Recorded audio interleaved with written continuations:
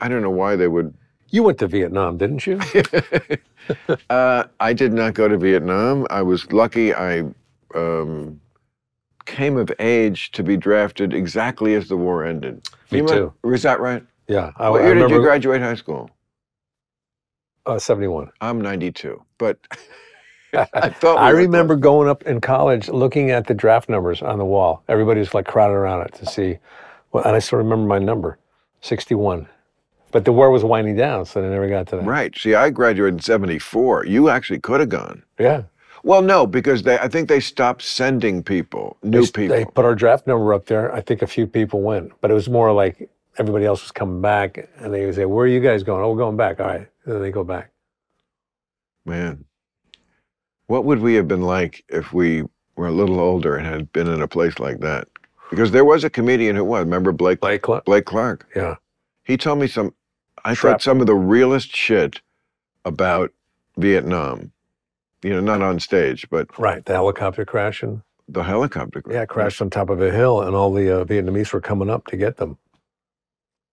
What? He didn't tell you that story? No. Oh, his helicopter? He was in a helicopter? He was in a helicopter. And how did he get out of that? Well, I don't know. I guess they had backups coming in or whatever, but he got out of it. But he's got a lot of shrapnel in him. Oh, is that right? Yeah. No, he told me things that made so much sense that I'd never heard anywhere else. Like, he said, a lot of times when there's a firefight, we stay under wherever you have cover and just do this. You know, raise your arms above your head with the rifle and fire like that because they don't want to expose their head. And I was like, yeah, I've always kind of wondered, do guys do that?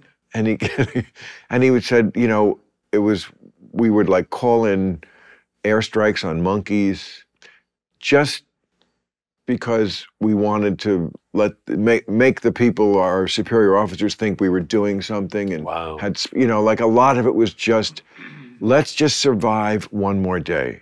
We know no one's going to win this war. We're not going to, it's just try not to get, it's just, yeah, it's, war is bad, Kevin. I don't care who knows that I think that, but war.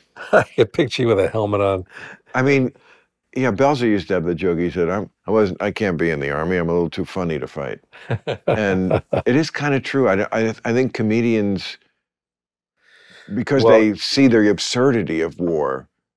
But also you get out of the combat stuff because you are performing for them. You're entertaining, like. Who is? You're a comedian, like a Robin Williams, you know, in the Good Morning Vietnam. Oh. You know, or I know a lot of guys that went to, you know, the service, they got drafted and they didn't have to fight because they were performers and they would have them entertain the troops. Yeah, I mean, Elvis, of course, famous. Elvis who? Well, there's two. Elvis Costello is a pretty great Elvis. I know, right? But, you know, when he went in the Army, like it was 1958, I think, and, you know, the movie tries to make it like, oh, Elvis went in the Army because otherwise they were going to arrest him for being lewd. Oh, they weren't arresting him. Yes, it was 1958, and they were a little, oh my God, he's swiveling his hips, and the girls are having it. But they weren't arresting him.